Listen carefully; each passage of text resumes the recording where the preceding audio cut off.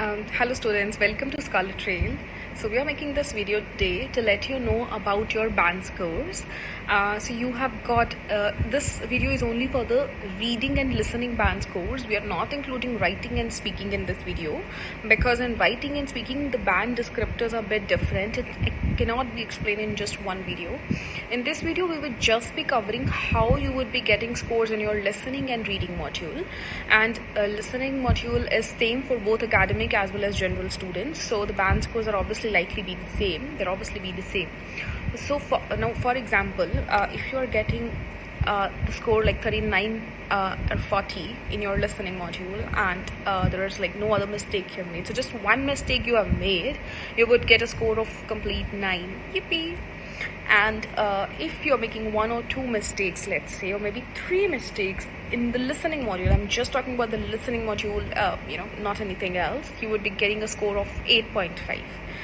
And the next is if you're getting 3 to 4 answers wrong, let's say your 4 answers are incorrect, your band score will reduce to 8 and your scores will be, let's say, 36, you will be getting a band score of 8.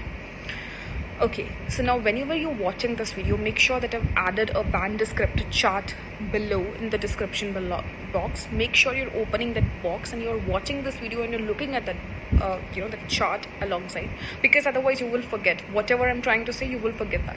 If you want to know what is your band score at the moment in listening and reading module, this video is for you. So watch it carefully, but whenever you're watching this video, make sure that the chart is in front of you and you're able to see that chart. Also, you can save it and of course use it whenever you're solving your reading and listening.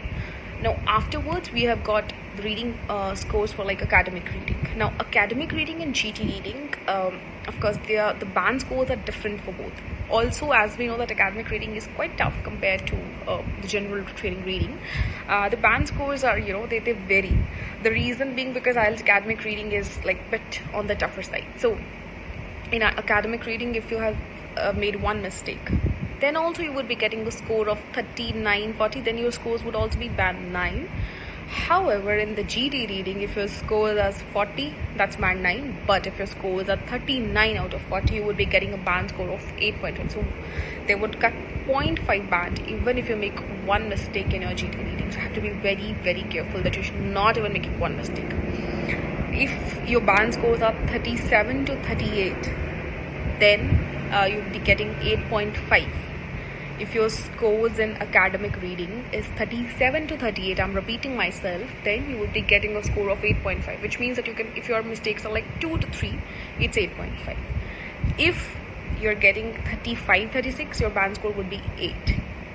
If you're making 6 mistakes in academic reading, your scores would be 7.5. So which means like somewhere if your score is 33, 34, it's 7.5. Okay, now again please look at the chart, listen to the video, look at the chart. I'm now switching to general reading scores. In general reading, 39 is equivalent to 8.5. If your scores are reducing, this means you're getting a score of 37, 38, which means 2 to 3 mistakes, you're getting a band score of 8. This means that if you make 3 mistakes, your band score would reduce to 8. 36, you can make 4 mistakes, 7.5. If your scores are 34, 35, band 7. This is the ideal scores that students need generally. 8, 777 in IELTS, especially in GT. They need 8, 777, the minimum one. But the max you would get, the higher the chances that you would be getting a PR. So we all know that IELTS general students, they take this IELTS GT because they want to apply for their PR. And to be eligible, you need a score of 8, 777. Whenever I say 8, 777, it means 8 in your listening module and 7 in the rest, which is like 7 in reading, 7 in writing, and 7 in the speaking module. I hope that you've enjoyed watching this video. I have provided the entire information about how you would be getting scores in your IELTS academic and GT reading. And again and again, I would repeat, please look at the chart, save it with you whenever you're solving your IELTS academic reading, GT reading, maybe you're solving your listening. Watch this video, or otherwise just look at the chart and let me know how much you've scored. I hope you find this video informational. Once again, all the best.